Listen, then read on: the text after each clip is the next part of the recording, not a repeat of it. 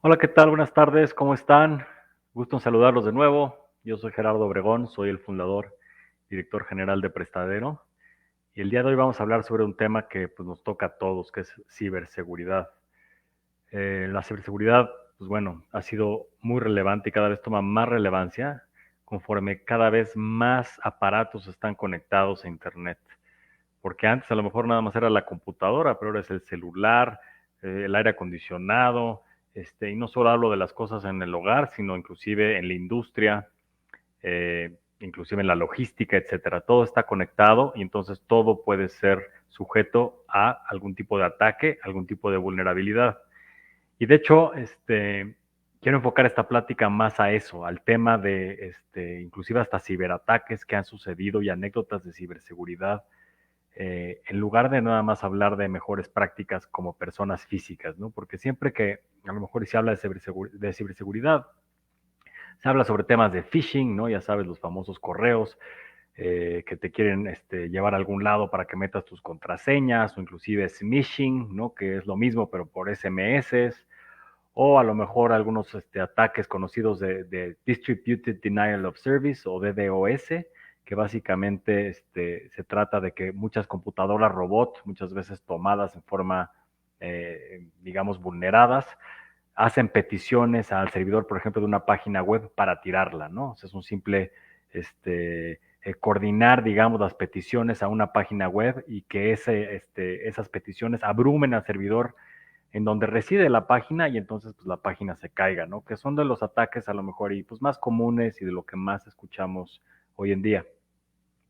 Pero la verdad es que ha habido ataques ahora, pues a lo mejor y mucho más tenebrosos y mucho más relevantes. Algunos de ellos, pues bueno, son ataques reales que a lo mejor y si no estás pues, en la industria de la tecnología, no necesariamente los has escuchado. Pero pues al grado de que pues algunos países donde pues obviamente hay cuestiones bélicas como Ucrania han sufrido ataque tras ataque y esto no es simplemente un ataque a los sitios de noticias para tirarlos, que también sucede, sino inclusive ataques, por ejemplo, a sus subestaciones eléctricas para oscurecer las ciudades y poner todo absolutamente en alto total, ¿no? Entonces, eso es algo que ya ha sucedido, inclusive hay un ataque que a lo mejor no mucha gente conoce, que no solamente sucede, por ejemplo, por inclusive los rusos, este es un ataque que realizaron los americanos.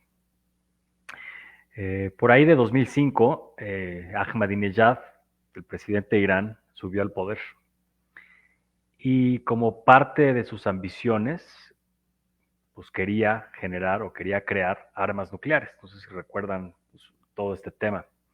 De hecho, Ahmadinejad, desde antes de ser presidente, desde los 80s, que estuvo como parte del gobierno de Irán, quería generar estas armas nucleares porque pensaba que Irak, uno de sus némesis, estaba también generando armas nucleares cuando estaba Saddam Hussein en el poder. Pero cuando llega entonces en el 2005 al poder, empieza entonces a hacer la construcción de una bodega subterránea gigante para construir estas armas nucleares.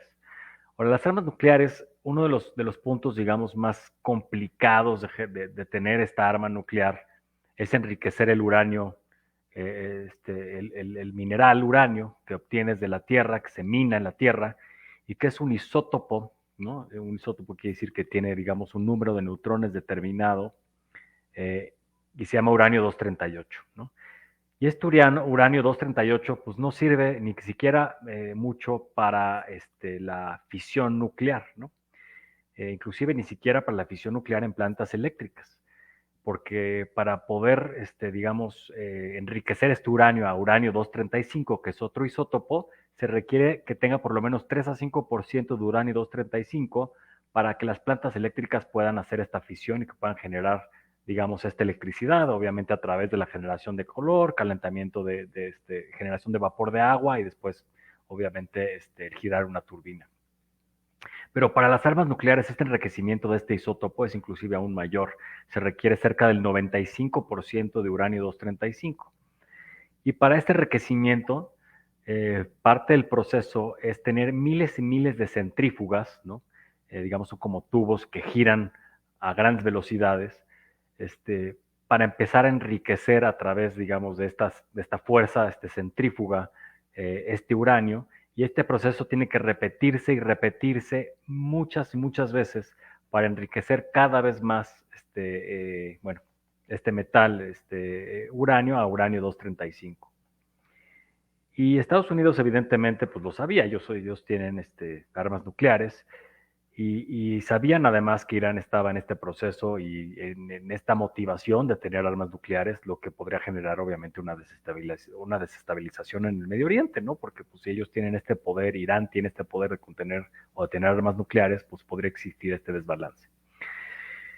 Y obviamente parte de digamos, el intento de Estados Unidos para limitar esta posibilidad de que Irán tuviera estas armas nucleares, a veces se intentó por vías diplomáticas, ¿no? Pero a la par, inclusive empezó con George Bush, empezaron a desarrollar a través de la agencia de la NSA, ¿no? De la Agencia de Seguridad Nacional, del National Security Agency, una capacidad de realizar ciberataques pues, muy importante. Inclusive terminó el periodo de Bush y llegó Obama, y algunas de las cosas que Bush le pidió a Obama directamente que continuara era esta posibilidad de realizar ciberataques. Algunos de los cambios, digamos, del cambio de batuta, los hizo a través de su propio staff, de sus secretarios y demás, pero en específico se lo pidió personalmente, porque creía que tenía mucha importancia. Y bueno, cuando los intentos diplomáticos de que Irán dejara de enriquecer el uranio a uranio 235 fallaron, entonces se puso en marcha un plan pues mucho más macabro, donde a través de esta agencia de la NSA hicieron un ciberataque a las plantas de enriquecimiento de uranio de Irán, y que en forma sigilosa, pues estas máquinas centrífugas empezaron a generar, pues empezaron de repente a generar por alguna razón extraña una presión en los tubos centrífugos en forma importante, de tal forma que se empezaban a destruir o también empezaban a girar, digamos, en forma pues mucho más rápida, digamos, de lo normal o de lo que permitía el motor para que salieran volando y se destruyeran casi pues en forma supersónica, salían volando los tubos de las centrífugas.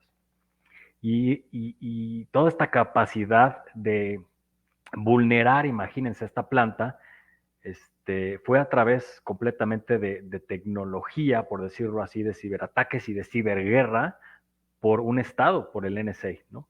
Entonces estamos hablando de que ya no son hackers, es un hacker, pero patrocinado por el Estado, por un país, por Estados Unidos, que permitió que Irán se retrasara en forma importante en la generación y el enriquecimiento de uranio 235. Por, digamos, ciertos espionajes que realizaron, de 8.700 centrífugas que tuvieron, hasta 2.000 lograron destruir a través de este método de ciberataques, donde además pues, los iraníes no se daban cuenta de qué pasaba y el virus, digamos, estaba diseñado para que de repente de la nada, obviamente, pues, girara en forma exorbitante y se destruyera, mientras que los paneles de control te mostrara que no había ningún problema, ¿no? Y algunos me dirán, oye, pues ¿cómo es posible que estas plantas pues tan secretas estuvieran conectadas a internet, ¿no? Y bueno, cuando eso sucede, pues muchas veces no lo están, pero lograron que infectar un USB, era un USB donde se cargaban ciertas estadísticas de control, o se actualizaban los softwares de control de las centrífugas, e infectar ese USB para que de plano cuando se conectara a estos sitios fríos, digamos, que no estaban conectados a internet, pues pudiera generarse esta vulneración y este ciberataque que retrasó el enriquecimiento de uranio de Irán y pues con ello retrasó la posibilidad de que Irán tuviera armas nucleares. Y si lo ves de esa manera dirás, oye, pues qué bueno, son ciberataques a lo mejor que se realizaron en forma noble, porque pues obviamente nadie quiere que Irán a lo mejor tenga el acceso a armas nucleares, pero luego no sucede así, desafortunadamente, en el tema de ciberseguridad. Muchas veces, pues estos ciberataques tienen daños colaterales. De hecho, el ciberataque más potente que jamás haya existido en la historia sucedió en 2017. fue un ciberataque que generó la mayor cantidad de pérdidas monetarias. En forma histórica se estima más de 10 mil millones de dólares en pérdidas. Y es un ciberataque que parte de muchas herramientas creadas por hackers patrocinados por el gobierno. Inclusive muchas de las herramientas que usaba la NSA son herramientas de hackeo que había construido pues un poquito a lo mejor y para tener pasivamente, digamos, vulnerados o con la posibilidad de vulnerar pues inclusive la infraestructura de muchos países. Hubo algunos leaks y algunos hackers pues permitieron vender en el dark web algunas de estas herramientas que contenían entre ellas pues, herramientas muy sofisticadas de hackeo y muy poderosas que incluían vulneraciones o vulnerabilidades que se le llama zero day o de 0 días. La particularidad de estas herramientas de zero day es que se llaman zero day porque no hay antivirus que las detenga y no hay antivirus que las detenga porque no son públicas. Cuando tú tienes un antivirus en tu computadora y detecta el antivirus que estás descargando un archivo que tiene un troyano, un virus o el virus WannaCry, etcétera, pues a lo mejor ya lo puede detectar porque ya está, digamos, en esta base de datos que utilizan las diferentes herramientas de antivirus para poder detectar. Pero muchas veces ni siquiera el fabricante conoce que existe esta vulnerabilidad y los hackers lo mantienen calladito porque es la manera en que pueden vulnerar muchas computadoras sin, o sea, prácticamente con cero injerencia de los usuarios, ¿no?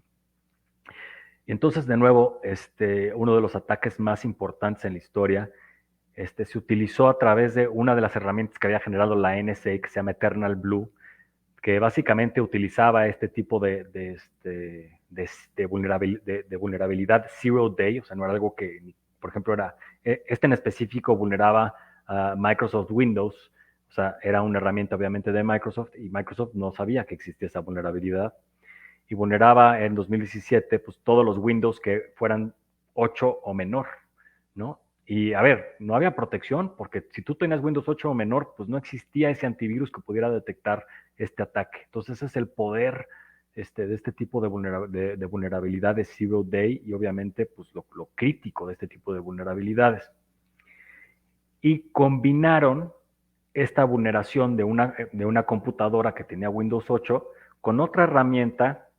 Esta herramienta tenía un nombre que se llamaba Mimikatz y esta herramienta también explotaba, digamos, el Active Directory de Microsoft desde el punto de vista que si tú estabas conectado a una computadora dentro de la red de computadoras infectadas, aunque no tuvieran, por ejemplo, la contraseña de ese usuario, Mimikatz podía tomar esa computadora y con esa computadora obtener las credenciales de todos los demás usuarios e infectar todas las computadoras de esa red, por ejemplo, de una empresa completa, porque todas usaban ese Active Directory, por ejemplo.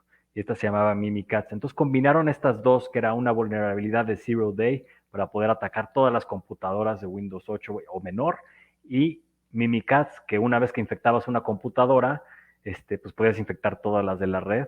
Y eso se combinó en algo, digamos, jamás antes visto en la historia. Es un virus que se llamaba NotPetya.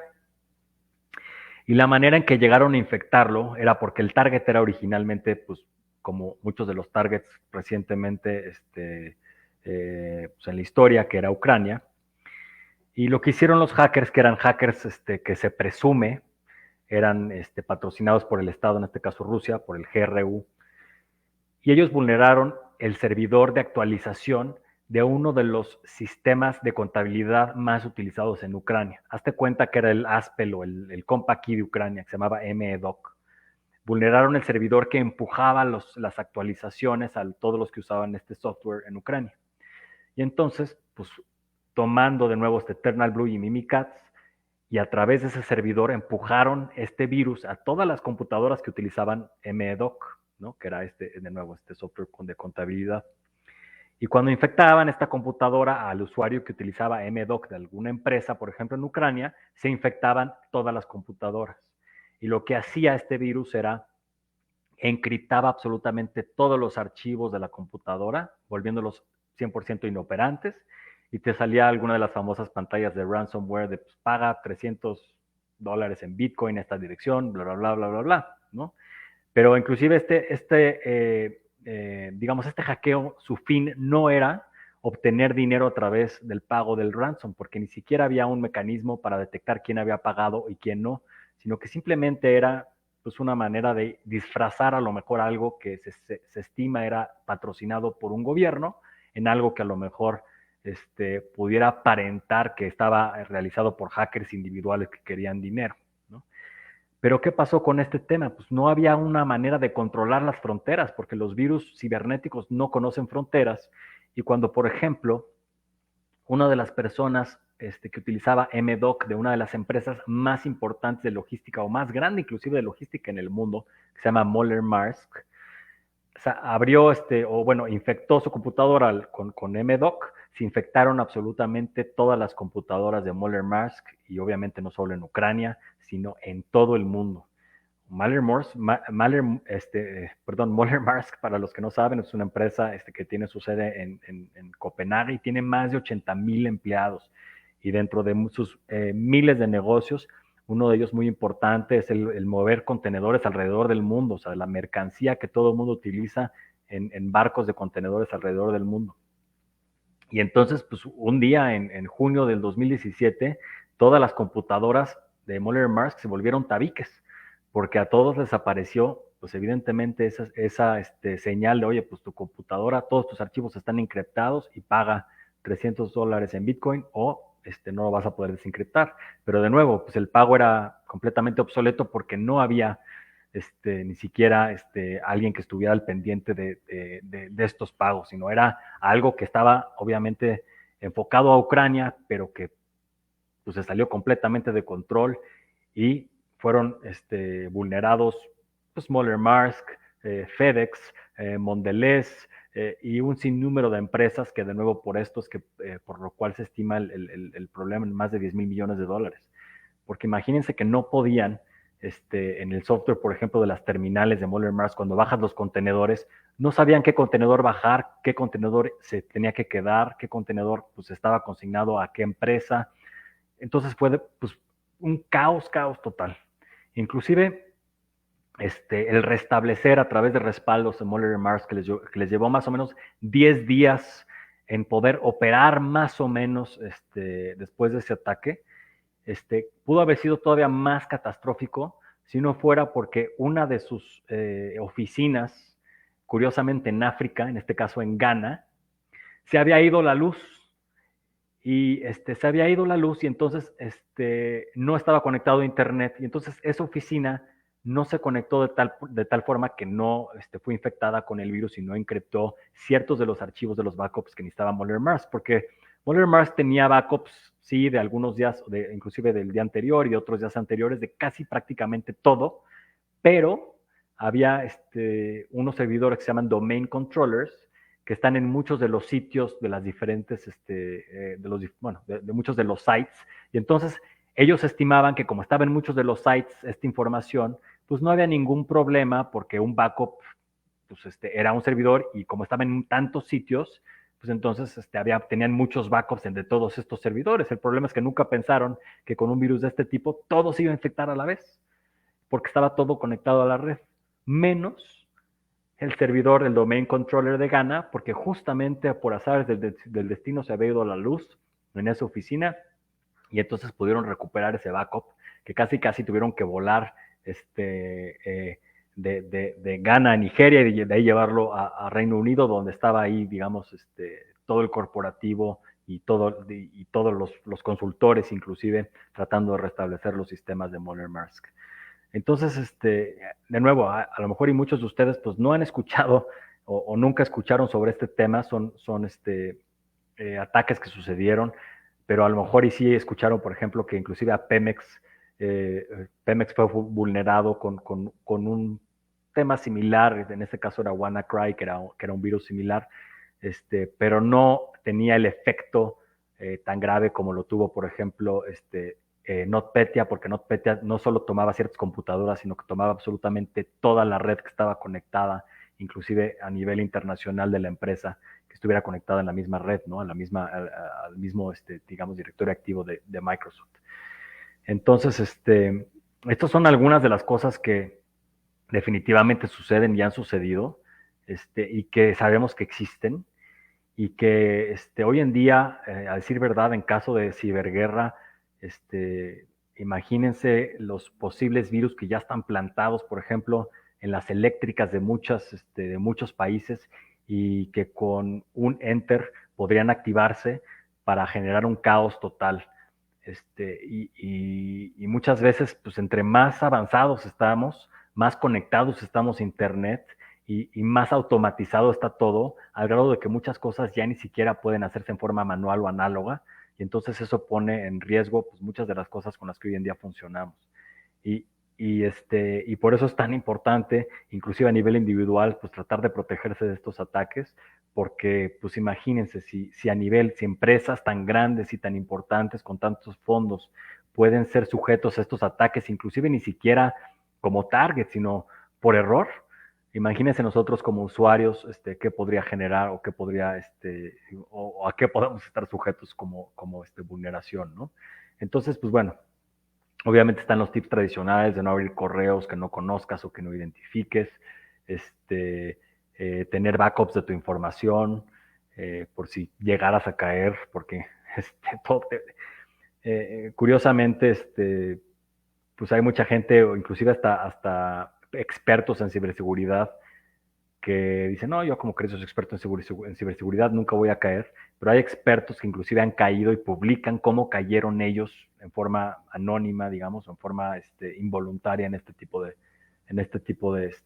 vulneraciones y hackeos. Y de nuevo recordar que existen inclusive los hackeos zero day, que inclusive aunque tengas un antivirus, pues podrías ser sujeto de este tipo de vulneraciones, y pues podrías, pues, perder información.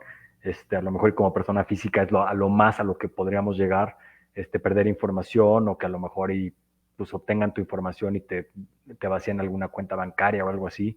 Pero imagínense ya hablando de ciberguerra, donde puedes modificar sistemas de control y controladores de la industria para hacer un daño terrible, ¿no? Entonces, si quieren conocer un poco más, esto es nada más, digamos, una pequeña introducción a lo que se puede lograr hoy en día con ciberataques, y por qué es tan importante estar al pendiente de la ciberseguridad. Pueden leer un libro que se llama Sandworm de Andy Greenberg. De ahí obtuve muchos de los ejemplos que ahorita les estoy platicando.